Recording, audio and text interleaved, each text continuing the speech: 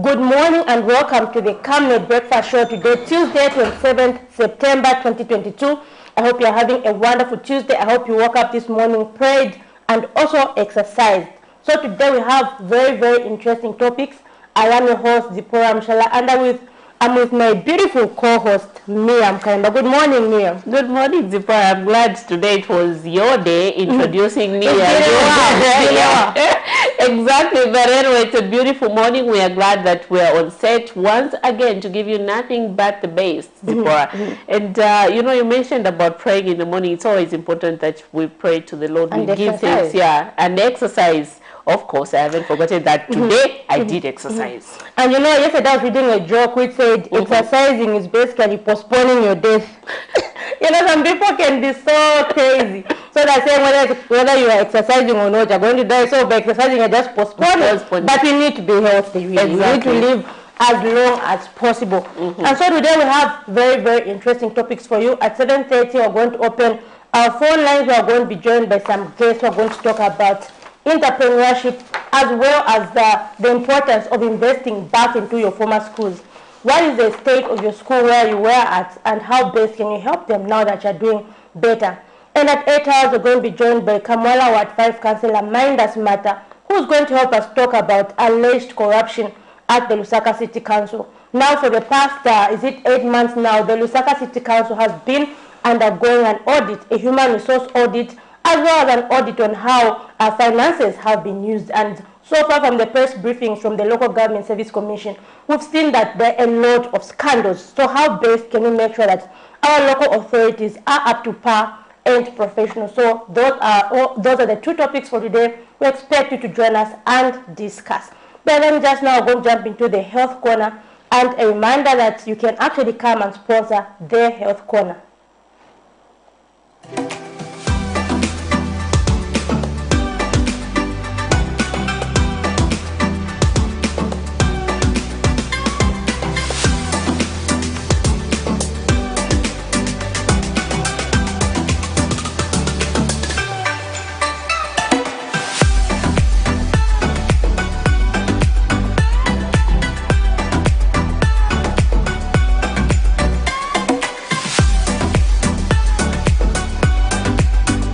Good morning, viewers. I'm Dr. Nkonde Jesse from the Medical Women Association of Zambia, and I'm here to discuss issues concerning oral health. The theme for this year's Zambia Dental Association is Be Proud of Your Mouth. And this is an important theme in regards to psychosocial comportment as well as mental health. So being proud of your mouth means being able to function, to eat properly, to smile, to be able to be in good oral health. That is, to be able to integrate your oral health to your overall health. Because having a low self-esteem as a result of dental caries or poor breath or bad breath can have a negative impact on our mental health as well as our social interaction. Therefore, it's important that we are proud of our mouth and take the responsibility that we check our oral health and visit our dentist regularly, so that if there is any recommendation, if there is anything that is unusual that we have observed in our mouth, can be taken care of and advised adequately. So some of the consequences of late presentation is that there is advanced disease, from simple condition to complicated conditions, which become very expensive for institutions as well as individuals to manage, as it might require more examination and more diagnosis to arrive at what the condition is. Therefore, it's important that individuals and as well as healthcare providers be able to encourage and put an emphasis on early presentation and as well as early management of oral conditions, which can range from dental caries to oral malignancies as well as gum diseases. So it's important also to note that late management of oral condition has a negative impact on the well-being of an individual, as it might predispose them to a lot of stress and a lot of emotional turmoils, which might affect their overall health, and that is a negative impact of poor oral health. Thank you so much for today, and see you tomorrow.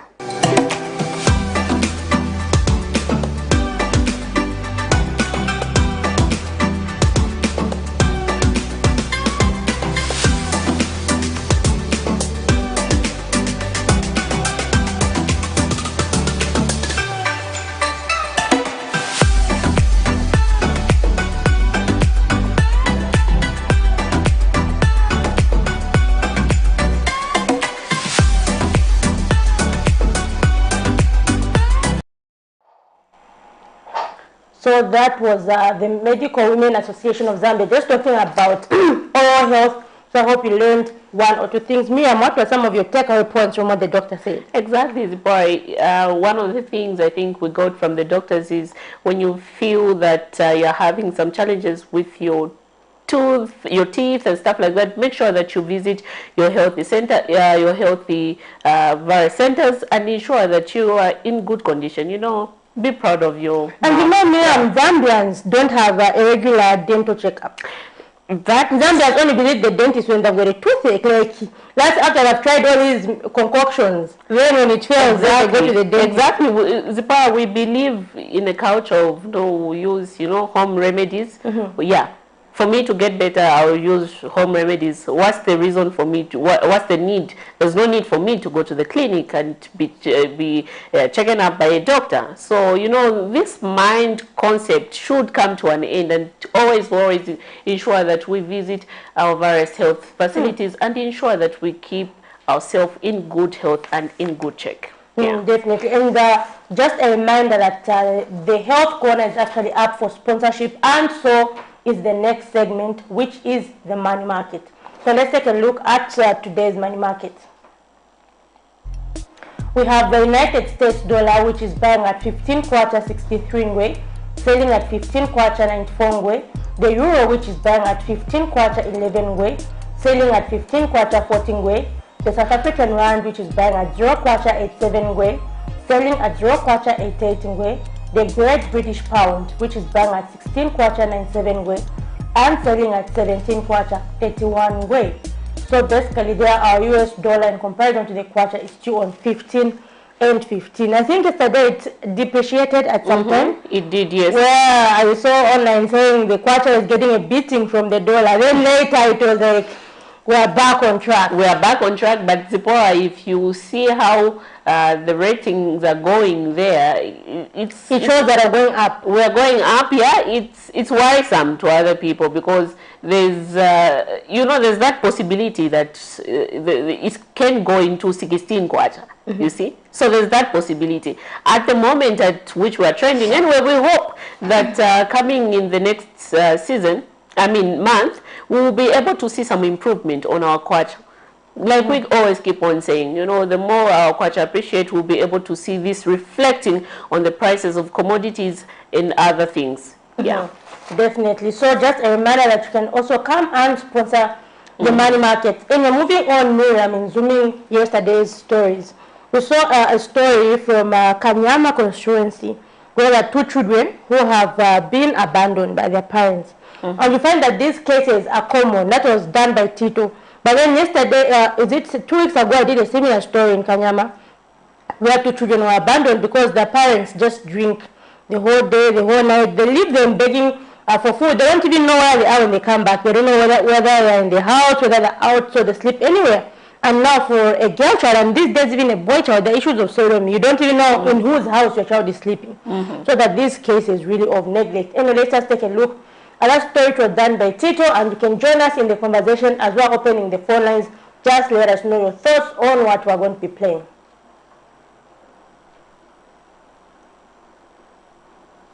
Is that clip ready? This is Grace Mumba, the youngest, aged 4. Our entire body, from my head, upper body, hands, is covered in itching and strange-looking rashes. Our elder sister Leka, age 6, is also suffering from the same rashes. They stay in this 2-roomed house and being kept by a good Samaritan. They are stigmatized by other children for fear their skin rash would spread as it did when it started with Grace in June. How did they find themselves in such a predicament? It was in June when their mother dumped them at their father's house after their marriage ended. The woman has since relocated to Chipata and has disappeared in thin air. Their father, Mwelwa Mumba, who is a wheelbarrow pusher at Soweto Market, took them to the house of his first wife since he's always busy carrying luggage for his clients. The first wife cannot explain because she's also being kept by our elder sister. The elder sister, Sarah Mulwanda, who is camera shy, narrates that she took charge of the 2 children out of pity, despite their father having divorced with her sister and had no children. Babana badi upido mwache wandi so mwache wandi tadi po ile kopa beoti so fo bayishire isa abakashibabo ku John Link tibareta abana mkuba munefu baba mwina abana baba munaba nefu baba senderi badadu wa watsi kabiye nikwanda kuli badadu we fo bayishira abana kuli bawishibo so bawishoka ibeka la fiebeka so kwati 2 days so tabale yakunchito basangwa msoweto bensha pala so fona bebenje bela abana balefu ayiko kudya ero imomnecho mapanga ndabakula alyenshi kashi mule bashako kumwesu nakulaba mona ofo bambiro kulabasha bale basha uruchero nga bale isa bawishibwa abana kubapere echimbala efya kulya balesha byonse nga bayisa abana balesa ne echimbala sometimes ngatamva mwene fast nshibaraja chashine echimbala so batwala ku clinic baba lembera omutito abashitirako tafyalepo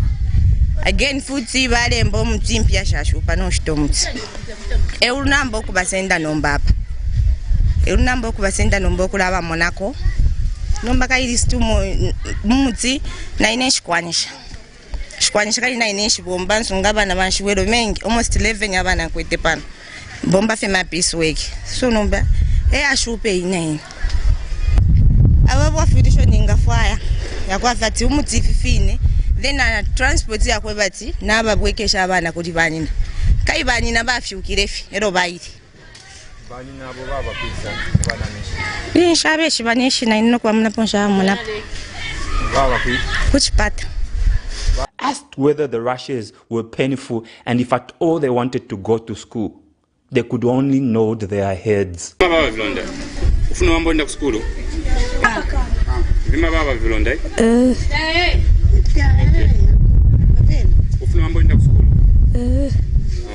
It is an irony that the youngest child is called Grace and is the most affected. Has the human race lost compassion such that children can be abandoned by their own biological parents? Tito Kalama, Camnet News.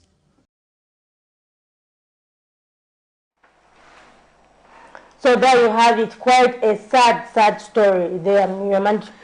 Yes, boy. So humans to be reduced to that level. You could see how the kids were scratching, you know, in their head, on their bodies. You could, you can tell that they are in pain, you know. And what really causes that? The skin condition. Yes. Well, that actually looks, I'm not a health professional, but from what I've studied in my science, in my biology, that looks like scabies. Scabies, yes. Yeah, one which comes when you're not bathing and all that. So, given that we've been told that the children have been neglected, it means they're not bathing. Because even food, that lady was actually, I was with Tito yesterday when we went to do that story, and the woman who's just keeping them, just for the sake, she's not even exactly keeping them, she just gives them food once in a while. So saying, when their father comes, he just gives them like leftover food, like the one which you call chimbala.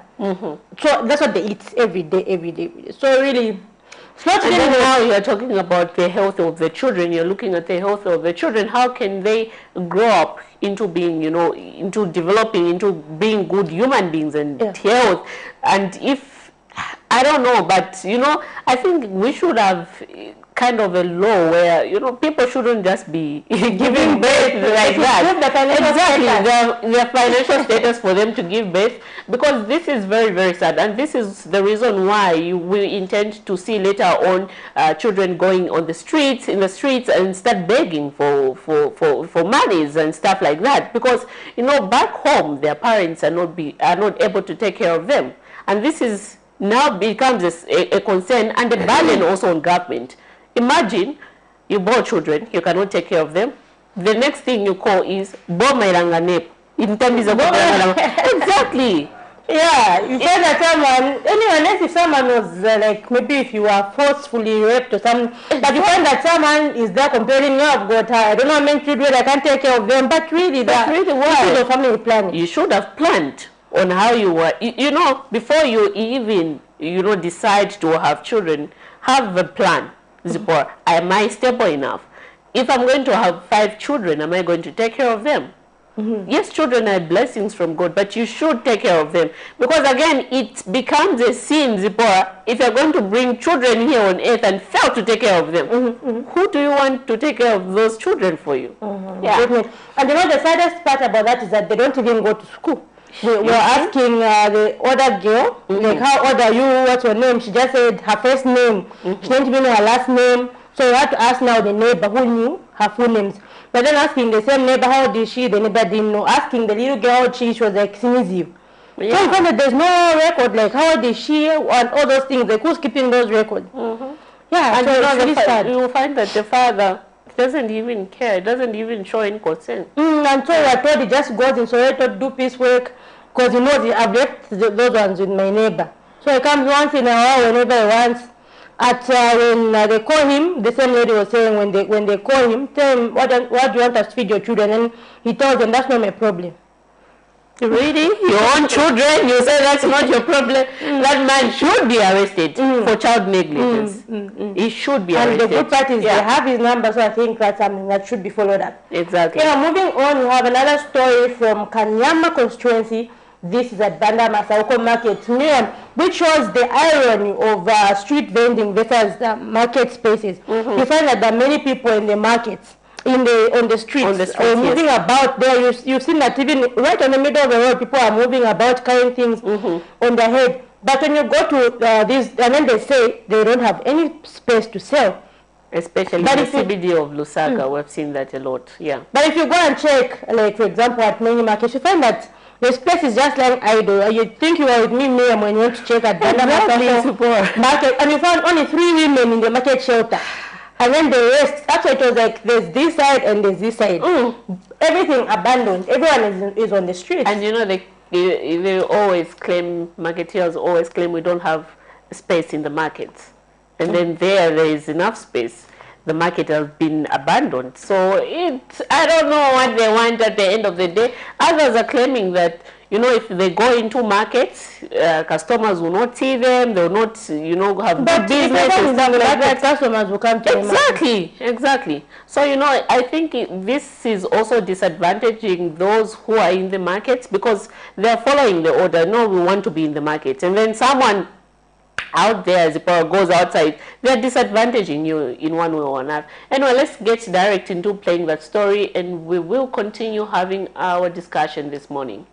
Street vending, not only in Zambia's capital city Lusaka, but countrywide, is fast growing as more and more traders choose to sell their products along the roadside or while moving about in search of fast business. This, however, poses a danger to their lives as they are likely to get hit by moving vehicles. The vice also causes littering as the traders are not organized in a trading place, meaning that there is no official place to dump waste, as well as no toilet facilities. These have often defied directives from the Ministry of Local Government and Rural Development to vacate the streets, as they claim that all markets are full. A check by Camnet news that some markets, however, reveals that some of them lay abandoned. The case of Banda Masauko Market in Lusaka's Kanyama constituency. Traders spoken to at the market say only 3 of them have remained at the shelter, as the rest have opted to sell by the roadside, disadvantaging those selling at designated places, as most people buy from those by the roadside. Kai vanzatu wose tenze ugulisa nawo muno mukati ma market. Then veve vanachoka vaenda panja. So pamene vanaenda panja se tinankhala tata mayi tiende tigulisire panja market ilimo. Ndipo pamene tinasala chabe batatu tambogulisa. Bati vanzatu veve vali panja vamatichingiriza makastoma ni vakamokamo vajamene vatiziva. Ndi amene amabwera muno market tuwachite bwanji vatiguleko. Eolo ngati wapeza pamene mafuna monga mabinzi makapenta vapeza palibe panja. Ndiye pamene wazangena muno tibabwere wachite bwanji vatiguleko. So ngati vaja vantu siwana bwere nishikwasira nishinaise nikunkhala so chabe tingokusira. So mamene chilili kaidise tinakamba nawo vasogoleri vaziva kuti wose vantu vali mukati market. So pamene chinawina chipandi chanyu vantezoganiza tikapela vazavangenesa. Tinaona zili oloweve vakansele wa mabwera chabe vapita but palibe chabe ne vaganizapo titizachita bwanji ti vantu vangene muno market tinkhalira pamozi kulipi. So manje naisa tingonkhala so chabe kulingana na mwamene vanatisira vanzatu. The traders add that there is need for the market shelter to be renovated before the rain season, stating that it has a leaking roof, which often leads to most of their products rotting. Murodi simuli bwino mwaona ugulisa sometimes motoka ya lubana izabo ononga abantu bonse so ngatankala market chinkala ko buno wonse tili market ma customers bangera to sitigulisa icha metinga pembeko cha bimba che bom kuti tandizireko tikonzera ko market bantu bangene ma market na kudala nzogulisa bwanji tizogulisa ma market tonse but ndabo chabe bantu bonse bachoka and roads ilikinga bonse vinaonongeka onongeka chabe malata siari mushe market ya onongeka yapanyika panyika. So rain season much bigger. Rain season tinkala so chabe. In terms of floods, man's fancy. Manzi yangena manzi so chabe yaenda so chabe survive so chabe. They have therefore urged local authorities to visit such markets and correct the situation. Zipporah Mshala, Camnet News, Lusaka. So that is an interesting story there, just showing the disparity or the variances whereby street vendors are saying there's no space in the markets, that's why they're choosing to sell in the streets, and then a check showing that some markets have been abandoned. So it is not correct or maybe accurate to say that most of these markets are full, because when we checked some of these markets yesterday, we found that they have been abandoned because most people just prefer to sell by the road because there is fast business. Anyway, moving on, we're now going into the next segment where we're going to be talking about the need to invest back into our former schools. Of course, we have seen that the current administration has introduced free education, but what is the status of most of these schools? Are the buildings really up to standard? And so I've been joined by two entrepreneurs, namely Mr. Robin Tani and Mr. Kaluba Chilaisha, who are actually from the Aluminium Boys. Maybe we'll just give you a chance to introduce yourselves and just tell us what is Aluminium Boys, why that name? Thank you very much. Good morning. So we are from the Munali Old Boys Alumni. As you are aware, Munali Secondary School, Munali Boys Secondary School is an old school. And over the years, it has produced a lot of, people in our societies, important people, including in government and also in the private sector. If you recall, Munali Boys Secondary School produced our first Republican president, the late Dr. Kenneth Kaunda. Also, the fourth Republican president was also from Munali, the late Rupia Buzanbanda. So our school is actually a very important school in the history of our country. Yeah, so that's how we came together as alumni to say, let's form an association so that we're able to help the school in its projects. You know, we come in at a time when government is not able to provide everything that is required in these institutions. And being an old school, you'll find that the infrastructure is dilapidated, you know, and that's why we came in. We said, look, let's form an association and try to help where we can. And so you can just tell us maybe what things have you done for Munali so far? Thank you. Since our establishment, we've done a number of projects. Namely, I'll pick on a few. We have rehabilitated the administration block. We have rehabilitated some of the labs, procured stools for the classrooms, painting. If you've been to Munali Boys recently, you can see a new wall fence. That was our brainchild. Government stepped in while we were still fundraising because of the encroachment that was happening at the school. Due to the new flyover bridge, which is right in front of the school, it has become cumbersome to really get into the school and exit the school. That's one of our projects we are looking at, and we are partners with them. We don't really take over the role of government, but we help them in capacity building and getting back to the school that made us who we are. Let's talk about the importance of investing back in your former schools. What do you think people should emulate this from you? It's just something to do. I think it's an obligation in society to be partners and giving back to society, and the brainchild of the society is education itself. All you have to do, and I'm not even just going to talk about Munali, but every one of us, if you go to the former schools, some of them are not in the state that we left them at, and we can't just solely depend on government. So it's very important. It's a way of investing in education. Our children, our grandchildren, our nephews, nieces are going at these schools, and government cannot be able to meet all the requirements there. So we are there, and there are a lot of what I would call low-hanging fruits in these schools' requirements, which we can do. We can't holistically or exclusively fundraise or finance all the activities, but there are a few things that we can help them. So just to add on, so what we did as an alumni, when we formed the alumni, we went to the school and we requested them to give us a list of their priority projects. So they gave us what we call a wish list of the projects that they want the school to be. I mean, what they want to be done at the school. So one of the items on the list is the painting of the classrooms. So that's what we are looking at as well, to paint the classrooms for the school.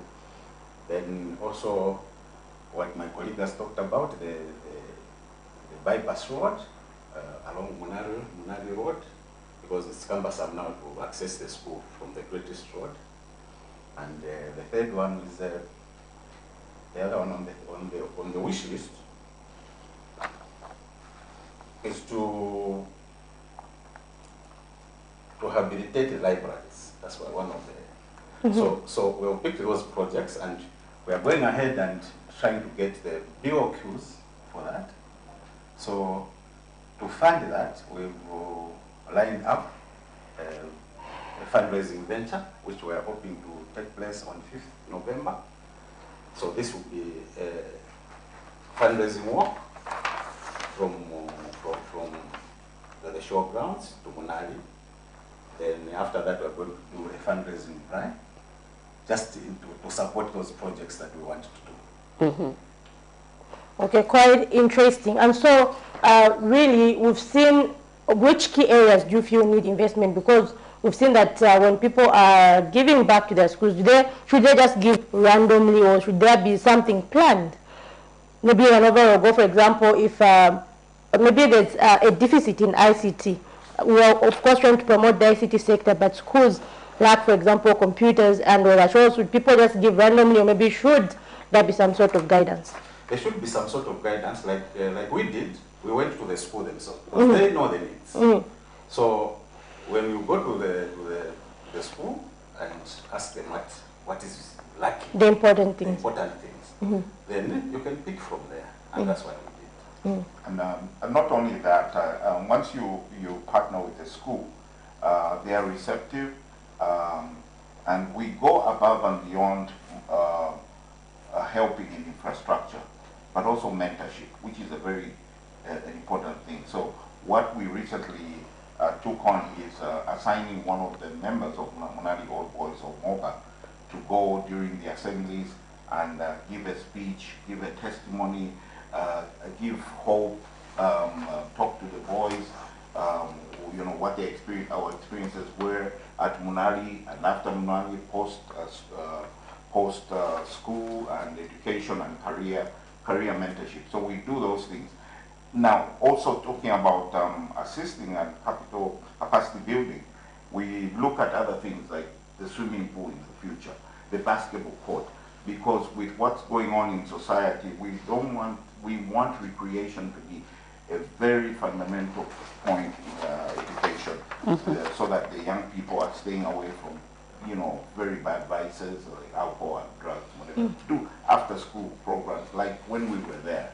So we want to identify those, but like my chair said, we partner, we don't impose on them. It's a collaboration. We sit down with them, what they need, and we see what we can, how we can help. Even we do some awards for very high performance students, the best students, depending on the exams of that time. We bought a laptop, we do sponsor them, and such kind of activities. If everybody took the kind of approach that you have, what picture do you feel the education sector would have had by now? Because we know that there are many schools, maybe it could even be in the rural areas. We've heard of testimonies of people from rural areas who've done well, but then most of the time we just leave our schools where we've gone through and we've forgotten them. But if we all embrace the attitude that you have, what difference would this make to the education sector? So either of you can. Yes. It will be a different. I mean, we can't leave, like I said earlier on, you can't leave everything to government. Government has a lot of competing needs on a daily basis. But there are certain things in our corporate careers or in our lives, personal lives, we have excess books, laptops, building blocks, excuse me, building blocks and other, even just ingenuity, some skill sets that we can provide to the school to give them some guidance. And you start seeing, and these schools become receptive. I mean, on a regular basis, they contact us. I'm the treasurer of MOBA, and earlier this year, because of the new CDF guidelines and the government initiatives, I was co-opted into the procurement finance committee of the school to be part of their oversight when they are doing these projects. So that's the embrace in nature of these schools. So maybe it's a new way of doing things they didn't know. So we also implore other former pupils or students of other schools, boys and girls, to reach out to administrations. They're willing to work with you, and we'll see. I can guarantee that I think by this time next year, what you see at Munali will be a little different. It's because the government itself, the way it's set up, the core business of government in helping schools is education. But there's a lot around education after that we don't see.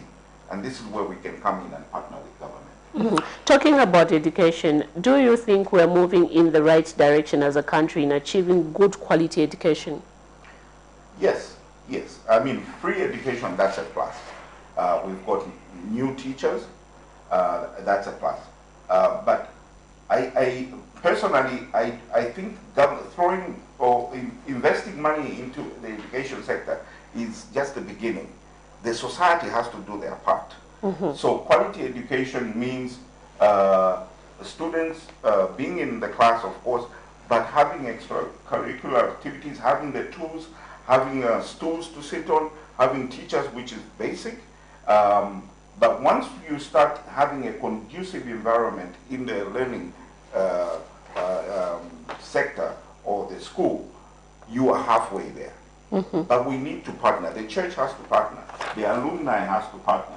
And society has to partner.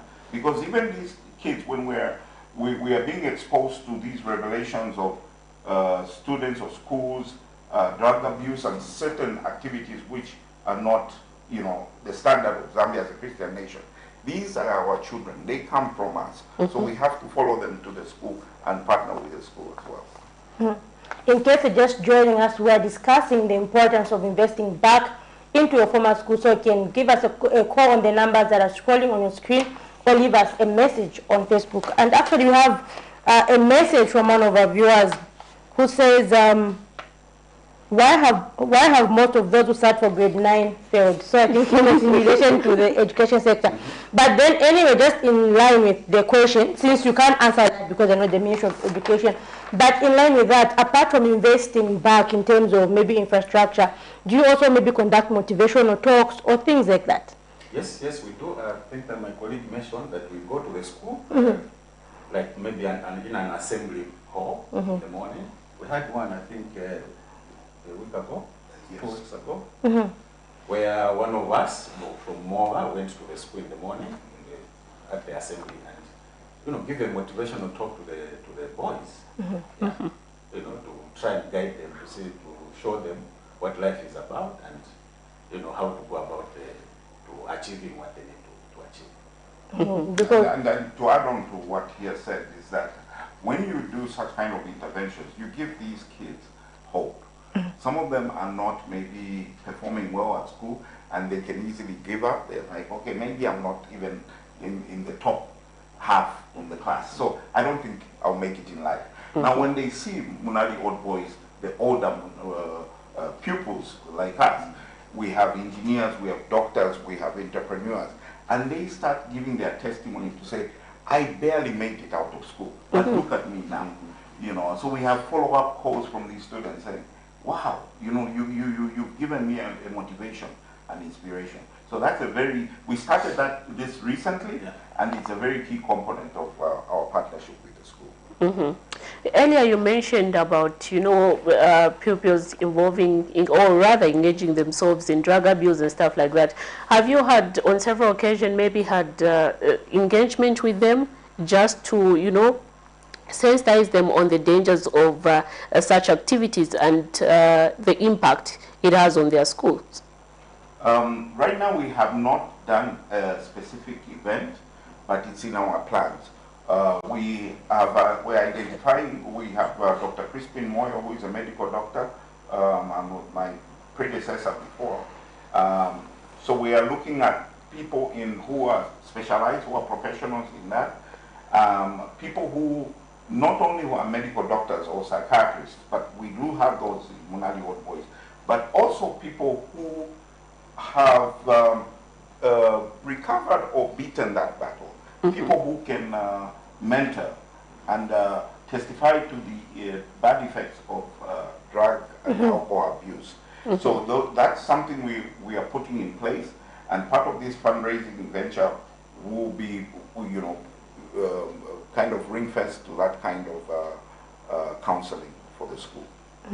And by 2030, do you see, with your interventions, by 2030, do you see Zambia attaining the status of universal quality education? Because Zambia hopes to attain, is it Sustainable Development Goal number 4? By 2030, Zambia hopes to attain the status of universal quality education. So with the interventions, are we on the right track to achieving this goal? Yeah, sure. Yes, I think we are on the right track. You know, with the coming in of the free education, I think now all children have access to education. That's a plus as well. So with our interventions, as you know, people who are coming in to assist the government to achieve these goals, I think it's attainable by 2030. Or maybe you can just give your concluding remarks as we wrap up on this segment. Okay. Especially to those who might be watching you, and you know, motivate them on them going back to their former schools and invest more. Yes, maybe I can start. Just to add on the last question, I think with universal education, it is achievable. It's been done before. Those of us who went to school at Munali earlier on, it was unusual to have people in our community not going to school. They would just want not to go to school. It was unusual. So I know there's contrary views to say overcrowding, whatever, but I'm a firm believer that education is not the content or how many are in a classroom. Immediately that child can put on a uniform and get up to go to school. That's a big plus. You are achieving a lot. The mindset starts changing. So it will be achieved. It can be achieved. To encourage others, we'll have media. We'll hope you'll be there and see how receptive it is, what changes alumni like ourselves are doing for the school. And again, this event is on the 5th of November. It will be graced by, the guest of honor is the ZAF Deputy Commander, General Oscar Nyoni. He's also a former Munalian. We have also the Attorney General of Zambia, is the former Munalian. But the last bride we had it at the school. It's our second home. We are even now having meetings at the school. We are now part of the school. So we are now partners. So whether it's Matero, whether it's Hillcrest, whether it's Kenneth Kaunda, I appeal to my colleagues, my friends, reach out to the school, reach out to the ministry, reach out to the PS of education. Mr. Joel Kamoko is also our former classmate, our former schoolmate at Munali. So it's a win-win situation. Let's help and partner with the government through directly supporting the schools. Quite interesting there, and I'm sure like more people will be encouraged to go to school and they see that these facilities are up to the standards. Yeah, and also thank you to those who actually participated through leaving us messages. So we have Richard Kasakata, Douglas Siakachi, Victor Msonda, who says, well done, gents, actually to what you are doing. Yes, and another one, Sharon P, who says, well done, this is good. And of course, we have some who are saying, following, and others who are saying, this is from Miss Nkomo, who says, what an awesome move. So we have many people out there acknowledging. I'm sure they're very, encouraged and motivated to, take up this step and also invest back in their former schools. A very good thing indeed that you are doing. Yeah, and then the faith would definitely be there to cover you. And I think it's actually a good thing where you said with the draft commander, the Attorney General, and all these other people. I think even the PS, the former PS, Dokamoko. So I think when people see that, or when the boys see that, they will have at least some good role models to look up to. Exactly. Anyway, right about now, this is where we take a short break, and we will be right back and go direct into our next segment. Please stay tuned. For immediate coverage of any breaking or latest news in Zambia and around the world on Camnet television, call the numbers on your screen.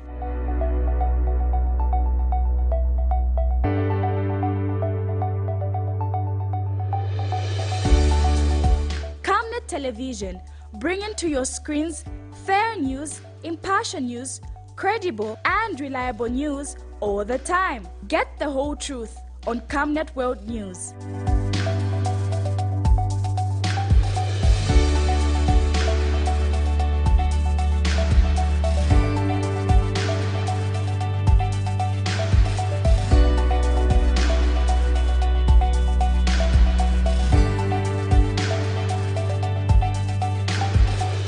Camnet Television, not just another channel.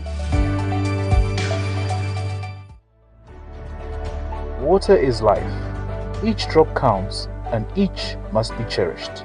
Our tried and tested product meets all international standards.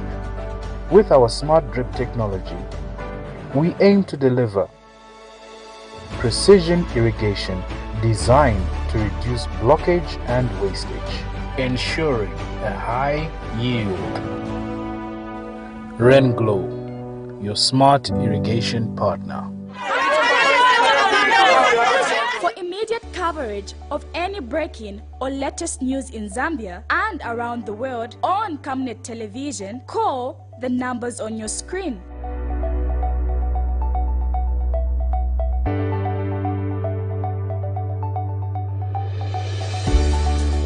Camnet television, bringing to your screens fair news, impartial news, credible and reliable news all the time. Get the whole truth on Camnet World News.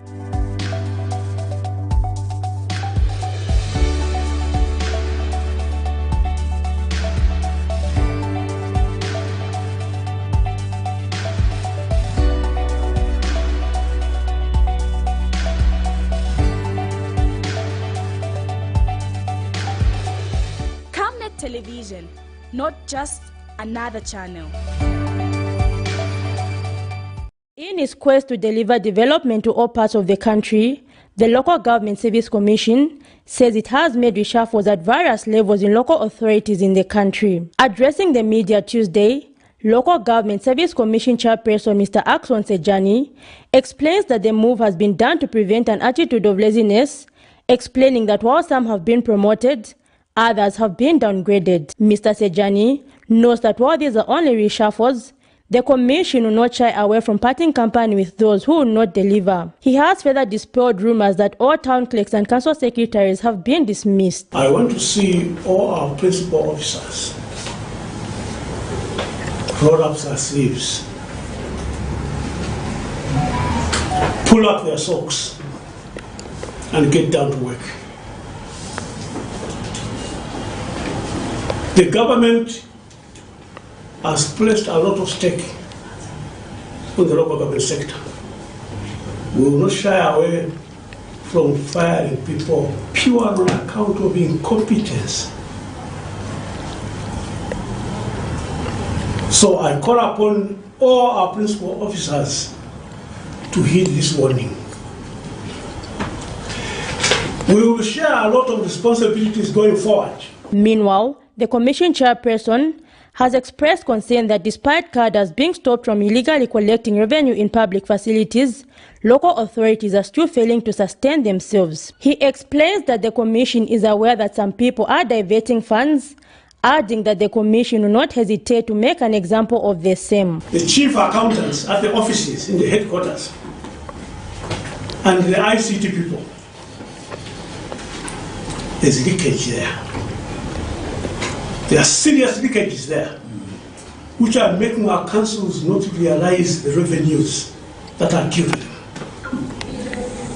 So, task number one to our people that are manning this council, the chief executives, these we are shuffling. Please seal these loopholes. Mr. Sejani asked that the Commission will in a few days' time complete its human resource audit at the Lusaka City Council, which it embarked on last month, aimed at assessing academic qualifications of staff. Zipporah Mshala, Camnet News, Lusaka. So quite interesting story there. So we've seen the Local Government Service Commission, that's the chairperson, Mr. Axon Sejani, who was actually just giving us an update because they have been conducting audits. They first began with the Lusaka City Council, stating that what they find at the Lusaka City Council will create a picture of what is happening at other local authorities. And so depending on what they find there, they will extend the audit to other local authorities. And we've seen that there are a lot of illegalities that have been exposed at the Lusaka City Council. And so in studio we have Kamwala Ward 5 Councillor Mr. Minda Smata, who's just going to help us discuss this topic in depth. Good morning, Mr. Smata. Good morning, Zipporah, and good morning to our viewers there. Thanks for inviting me. We are glad to have you on set. Always a pleasure. Maybe just for the purpose of our viewers, they can just put us up to speed with the happenings right now. Where are we right now in terms of these illegalities at LCC? Maybe because we saw that you wrote something on your Facebook page. And we do acknowledge that you are the member of the Lusaka City Council Audit Committee as well. Yes. Yeah. Yes. So, as at now, we have several illegalities happening at Lusaka City Council. I'll just mention the critical ones, which are in the public domain.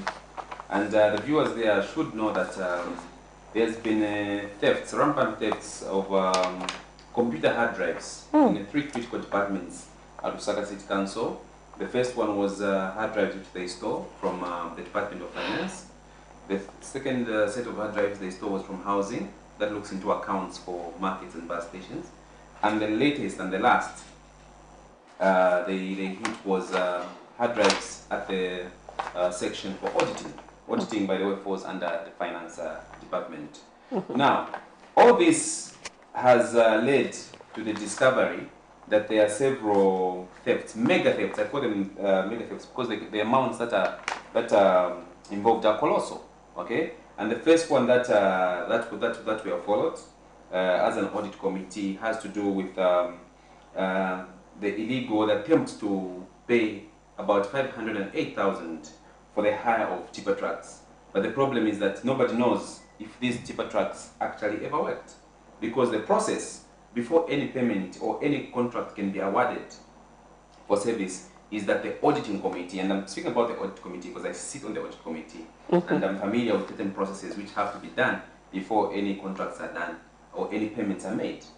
Now, before those tipper trucks were supposed to be, or the contract for the tipper trucks was supposed to be paid or hired, a pre-audit was supposed to be done. The pre-audit is there for the auditor to check, are these tipper trucks on the ground? Is their work supposed to be done on the ground? After that is confirmed, then the audit department can give a clear go ahead to say, okay, you can proceed with the works. After the works are done, the audit again will go on the ground and check, has the work been done according to the specifications. After that, they'll produce a document which they call a post-audit. And this post-audit is what is supposed to be attached to the payment voucher which is generated by finance to say, okay, the works have been done, the payment is clear, it can go ahead and be paid. but these documents were never there from the start. Worse off, the same contract was never put to tender. So about 3 major processes were broken. And now you have the management, and I'm not shy to speak about this because I don't sit on management. I'm an elected official. As an elected official, I sit on that committee as a watchdog to look into the financial affairs of the Lusaka City Council. I'm a custodian of the people's interest in that City Council. So if there's anything going wrong inside that City Council, I'll be the last person to shy away or try to bury information relating to what is going on. So for me, the audit staff at Lusaka City Council, I used to put on record, have done an excellent job of digging up some of these deals. And because of that, they are facing pressure from within Lusaka City Council management, they are facing intimidation and even threats from some junior officers who are working in collusion with some other unknown people in the finance department who are trying to smear the auditors as if they are part of those scandals. The auditors are nowhere near those scandals. In fact, they've done an excellent job to expose those scandals. But you might have seen in the Daily Mail one of the bigger looting, that of 5 million, which was stolen. How was it stolen? It was stolen by an insider in the Department of Finance who reversed debts because there are billboards associated with Alliance Media, which was we as council we own those billboards. We just lease them out. So we are being owed about 5 million. We're being owed about 5 million by these billboard companies. But for some unknown reason, this officer goes in the system and begins to reduce the balances without authorization. And I'll share with you that document which indicates the investigation which was conducted on this particular officer, and it shows that truly he did reduce those balances. And he admitted, because he was brought before the HR committee, which looks into disciplinary measures, and as at now he's been suspended. But is suspension the proper course of action for somebody who's defrauded the council of 5 million, which is supposed to be used for service delivery, roads, water, sanitation, street lighting, road patching, humps, all those critical services which our people in Lusaka need could have been worked on if that money had been available. So for me, as a member of the audit committee, as a councillor, I feel that the people of Lusaka are being defrauded of critical services because the financial mismanagement which is happening inside Lusaka City Council is unacceptable. Now, Mr. Smart, many people say, of course, the statistics, the data is alarming, but of course, will this not just go down the same line as issues like the Financial Intelligence Center report, whereby we are all on the edge of our seats saying, oh, this happened, but then what next? What next after? Like, are we going to see these people being brought to book? You see, these scandals or thefts have got a historical character. They did not happen when we came in as a new government, okay? They happened before we came in, okay? So, because they've got a historical character, they will be treated differently. Because the present regime, you know, the president has got a zero tolerance stand on corruption. And I feel the agencies that are responsible for carrying out investigations and bringing culprits of corruption and theft by public servants to book, they will do their job. As a council, as the audit department did its work. It's an ethical prosecution now remains with the relevant bodies, because the audit committee, even us as councillors who sit on the audit committee, we did support a recommendation by the auditors to say this kind of colossal theft cannot just end here at the council and be buried within the boardroom. It has to be escalated to the Anti-Corruption Commission. That was the recommendation which we made. But unfortunately, for some reason, the legal department, which also sits on the audit committee, did not carry out that instruction. And why they did not do it is a story for another day. Because even the legal department itself has got 1 or 2 people who are currently on suspension because they were also involved in corrupt cases, and we suffered a loss to the tune of about 100,000 or so regarding licenses that were processed at a fee that is lower than what they're supposed to be. The financial mismanagement at LCC, let's talk about the impact that it has. It's like I've said, when an institution suffers losses such as 5 million. Mm-hmm. Okay, just disappears like that because an officer reverses debts or transactions in the system, and he claims he was told by a higher officer who he won't mention. I think the people that suffer in the end is the grassroots, the people who live in our communities, because as councillors, we are obliged to spearhead service delivery. Mm-hmm. Our communities, we are going into the rain season. We've got issues of roads and floods. Okay, we are supposed to be graveling and compacting some of these roads in our communities. We are supposed to be patching up roads that have got potholes. We are supposed to be putting speed humps in order to avoid some of these fatalities. We're supposed to do painting. There are so many ways. Street lighting. Okay, you can talk about water. You can talk about sanitation. You can talk about rehabilitation of infrastructure, clinics, schools. All this. Talk about markets. All this can be done from the funds which are being stolen. And I, for one, as a councillor, feel that this financial mismanagement also affects us as councillors, because at the end of the day, people are looking to their elected officials. What have you done for them? What have you delivered for them?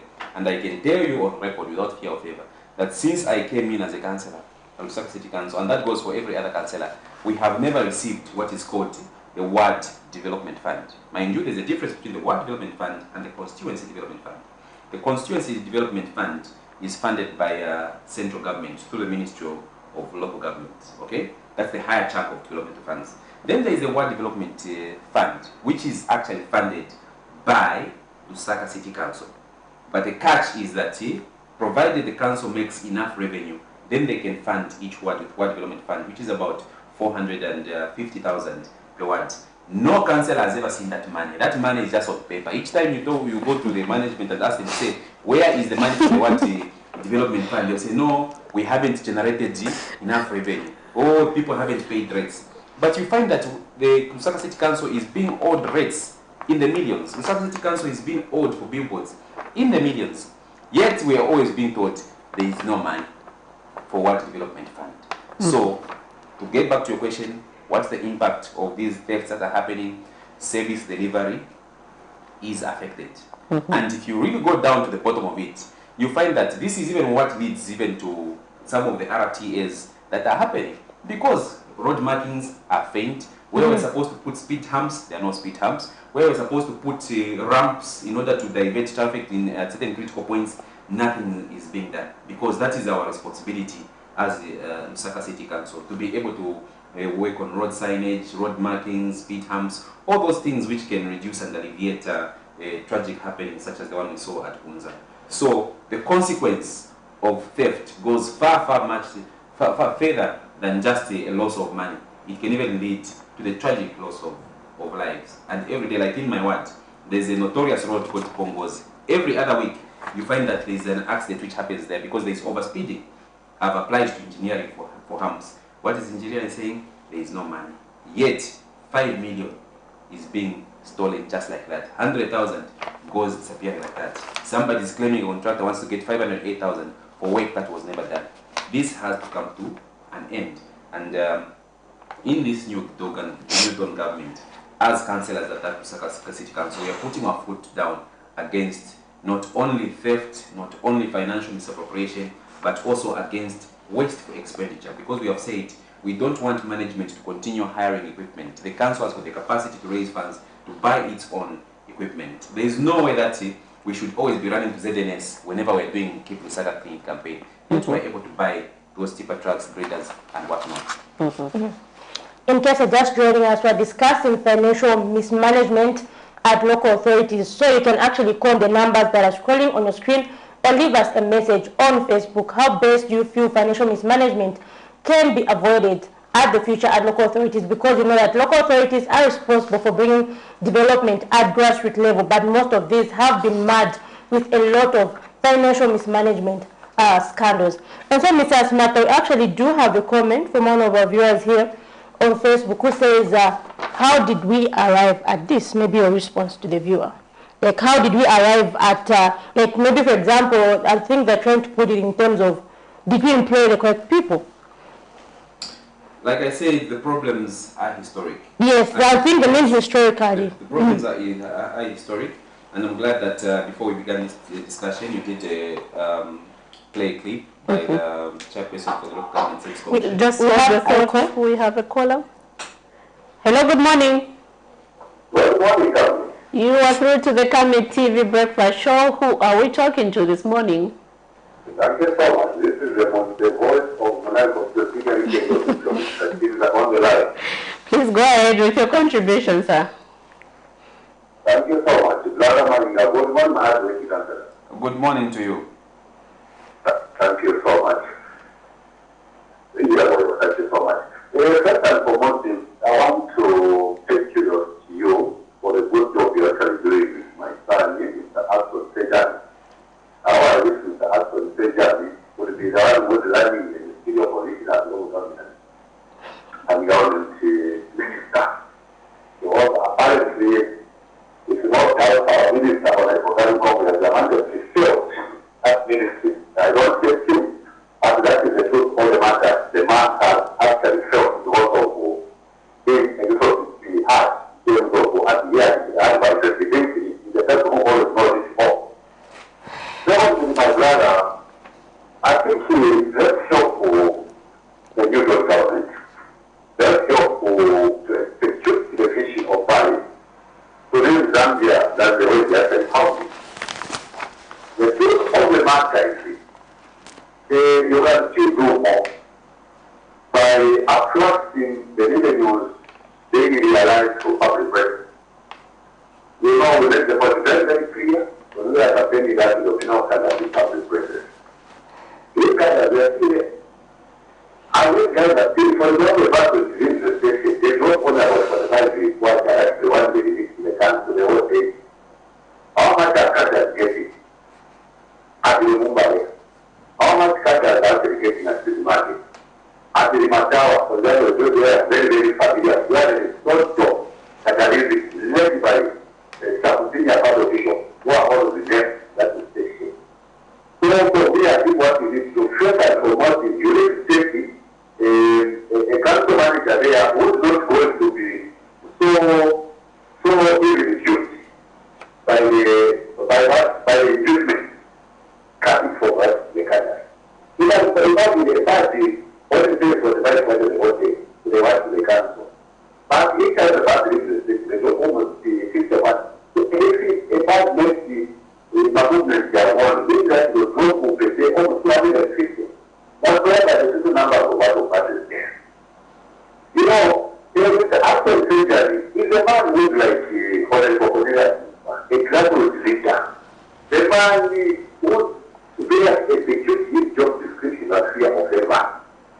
I think I agree with the family when I go where I discovered that some people there, they are actually, you know, previously collecting money from the farmers by telling me that they are not actually good. And that is exactly what I found. The 3 weeks ago, I was actually back my mom in one place of the and I interacted with one of the coordinators of the companies in one of the West biology company. And that is what I found there. Please wind up with your contribution, sir. I told them that. Oh, okay. Thank you so much. Interesting there.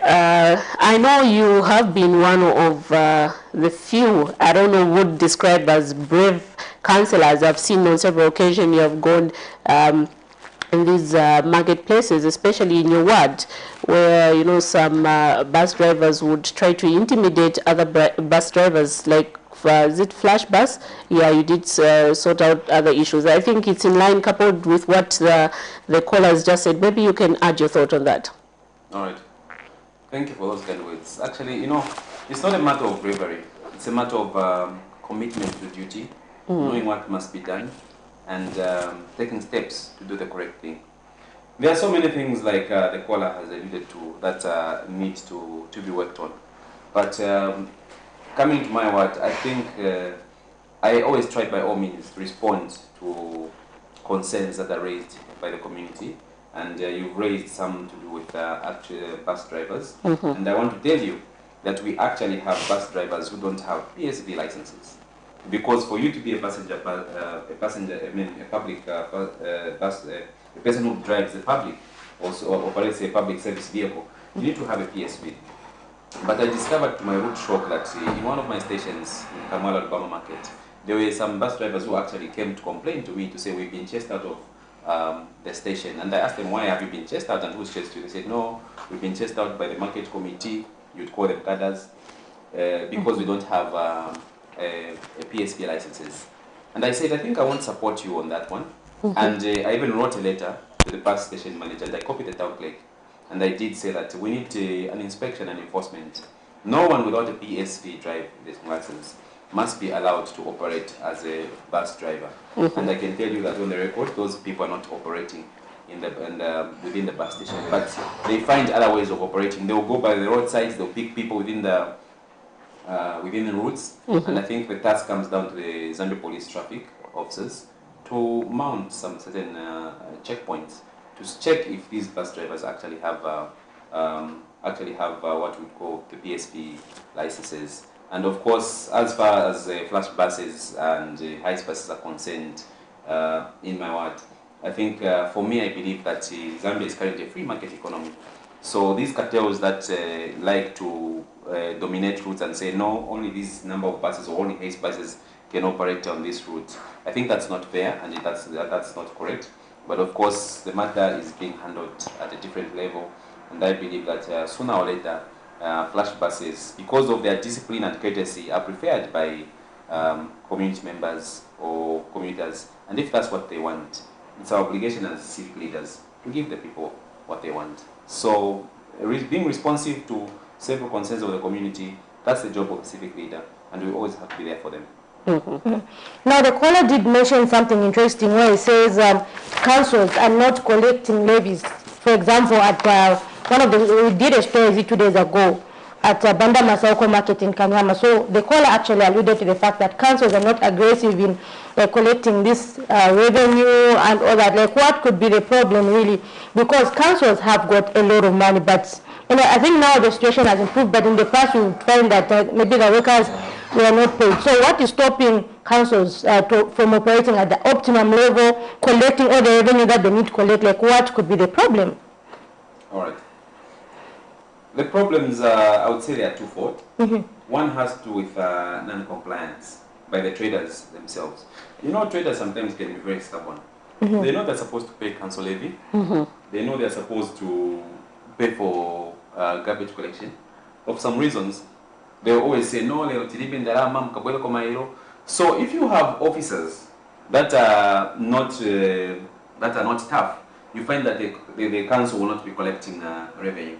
And sometimes it so happens that the council officers themselves, because I'm saying it's twofold. One has to do with the marketeers or traders' non-compliance to pay these levies. The other has to do with the officers themselves. Like I've said, there are issues of corruption at the Lusaka City Council. And some junior officers or workers at the grassroots there, some of them are what we call cadres, employed by the Lusaka City Council. And that's why, if you follow me, I've been singing this song to say the cleanup must be intensified and the cleanup must continue. Because at the end of the day, if you have a cadre masquerading or properly employed as a Lusaka City Council, you're not going to see that revenue. Quite all right, they'll collect the revenue, they'll even receipt it, but it will never hit the council account. Because like for the Department of Housing has got a database. They know how many shops or how many trading stands are in each and every market. And according to the projections that are there, the council should be able to generate not less than 5 million every month just from levies. Just from levies alone, they should be able to collect that money. But that money is not hitting council accounts, either because people are not paying or because some officers are collecting money, but they are not retiring that money to the council accounts. And this is a problem which is even with Comesa Market, because like I've said, I sit on the audit committee, we receive reports. Comesa Market is one of the markets which is most notorious in terms of not retiring receipts. There is currently a chief accountant who should be on suspension. We recommended for the suspension of that chief accountant. What did he do? He gets receipts from the Lusaka City Council, goes to Comesa Market, starts collecting levies, and he never retires the receipts, never retires the money. There are even cases where, when he was followed up, he said, no, part of the money is at home. How should you keep part of money at home? Those are the serious problems that we have.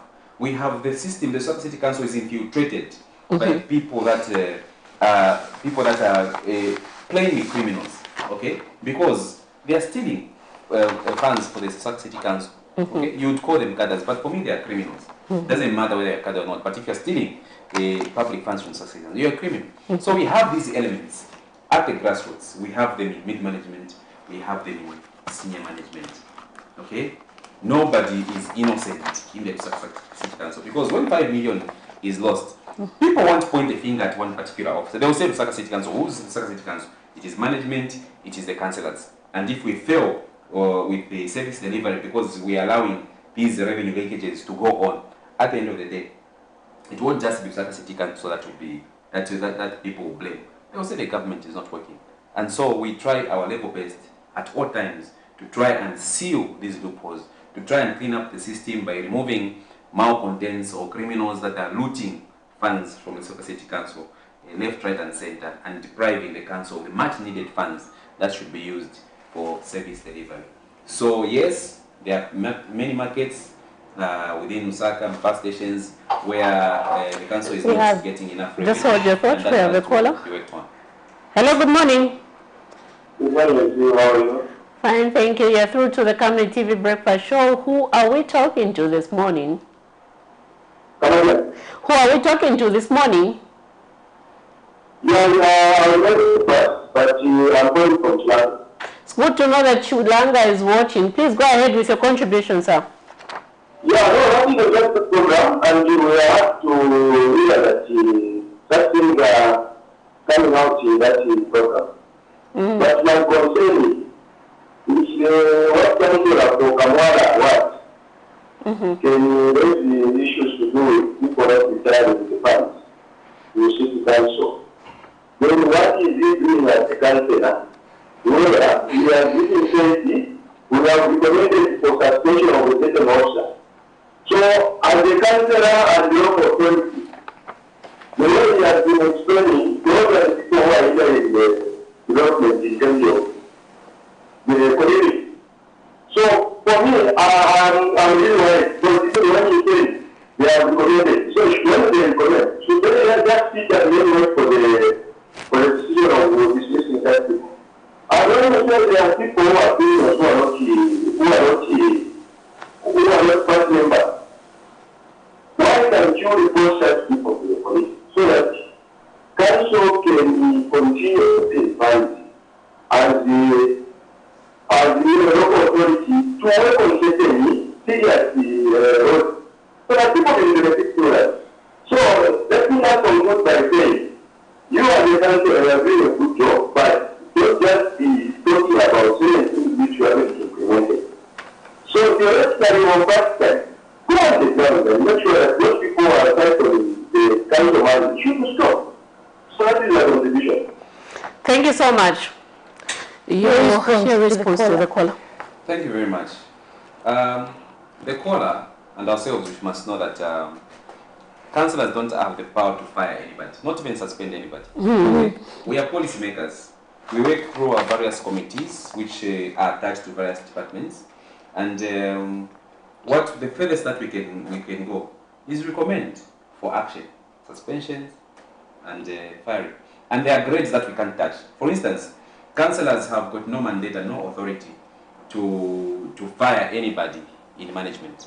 The task of disciplining management falls with the Local Government Service Commission. There are certain grades, top grades, that can only be handled by the Local Government Service Commission.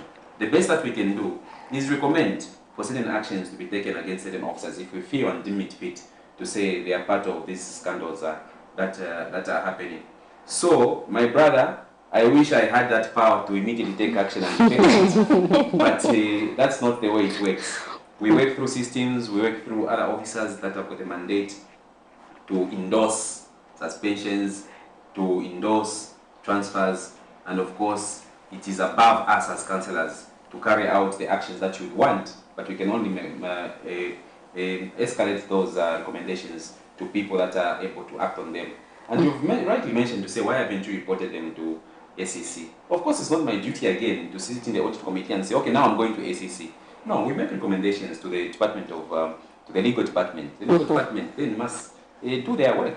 and escalate those issues through the correct channel to the ACC.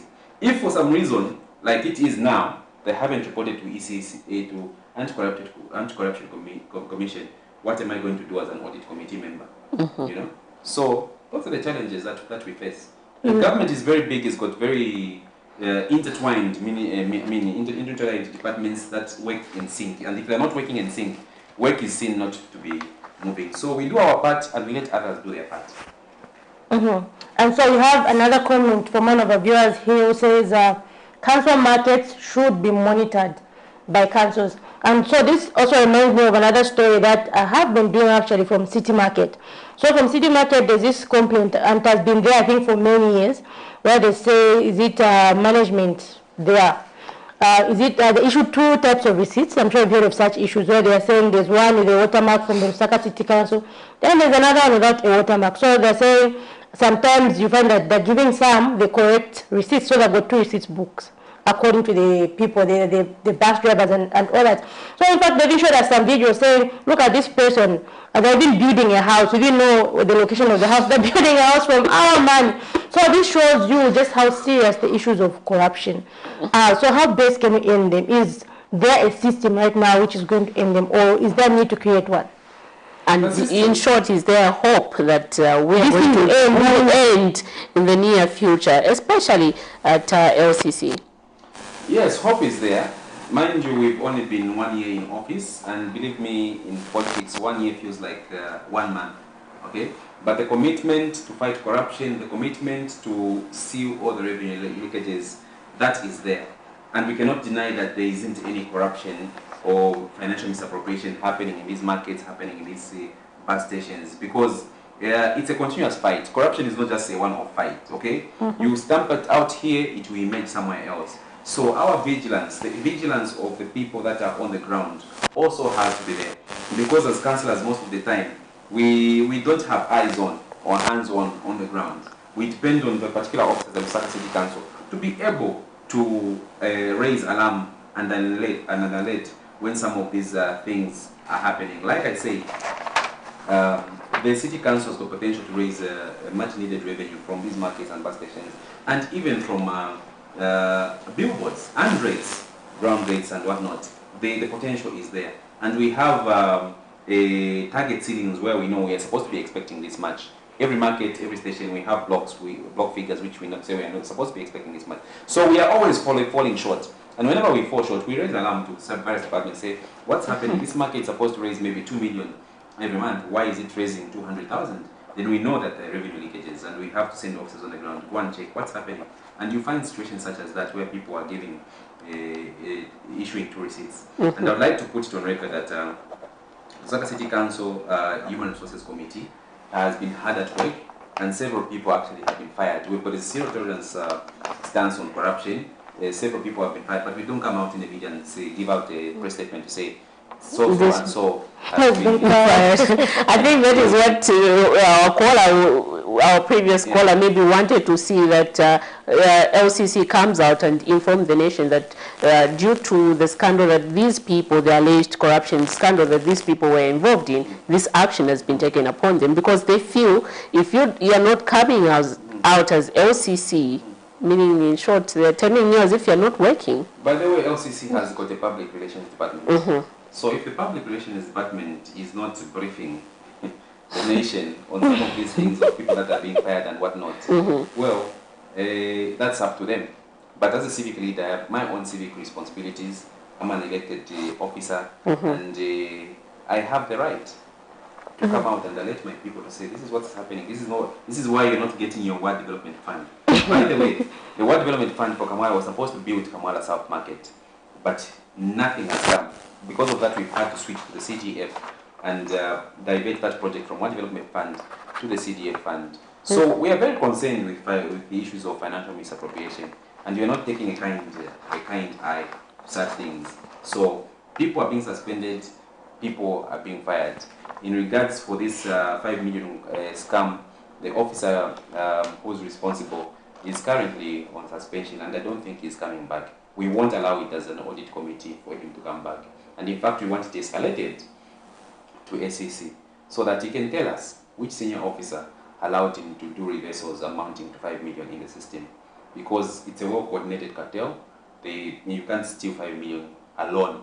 That's not possible. There are others that are working with that person, and they must be also exposed. Talking about that, don't you think that junior officers at LCC would feel intimidated and try to keep their job? Maybe sometimes they would receive pressure from, high officials who would, pressure them to do something illegal in exchange for their jobs.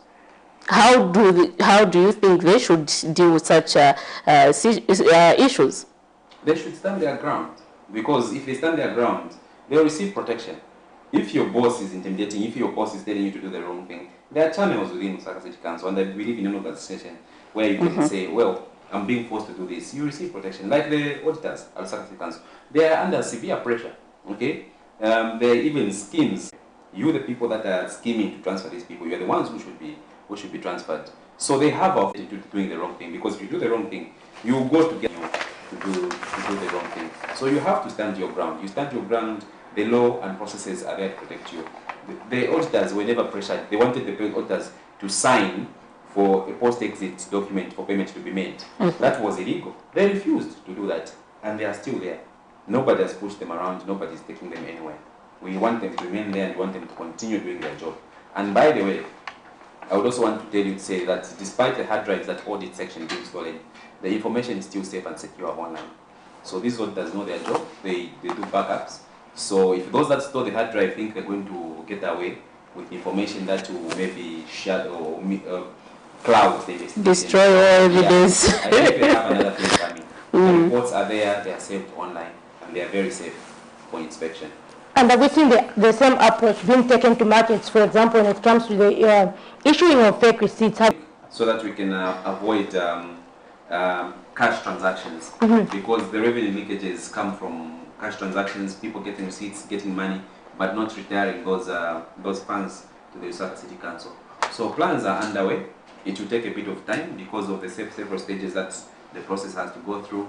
It has to be presented into full council stage. At the minimum, those processes can take between 3 to 6 months because of the way meetings in the City Council are structured. Camnet is going to be restored at Lusaka City Council. I'm very much certain, and we have scored headways. In the past, you wouldn't hear of such blatant scandals and thefts coming out. They would always be swept under the carpet.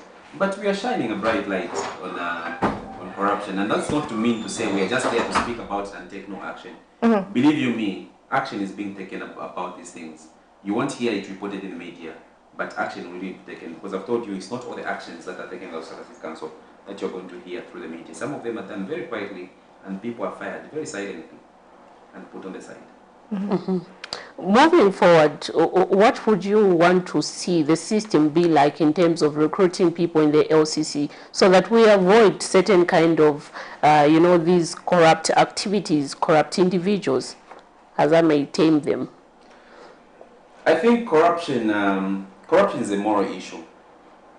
We can call you for interviews, maybe as a director of housing, or maybe as an officer in the Department of Finance. It's very difficult to know if you are corrupt or not. But what's important is that we should have checks and balances that will be able to show us your performance. If we see to say that under you several corruption or scandals are happening or revenue is not being retired, then we know that you're not the right person for the job. I think the biggest deterrent to corruption is action taken against it, whether you fire people and also commit them to investigation at the ACC so that they can serve a long and harsh sentences. Those processes must be carried out. That is the biggest deterrent. Otherwise, recruiting clean people, I don't know about that, because everywhere you go in the world, even in the most advanced countries, you find people engaging in cases of corruption. But institutions must have mechanisms within themselves to be able to stamp out these cases of corruption and theft as soon as they are detected.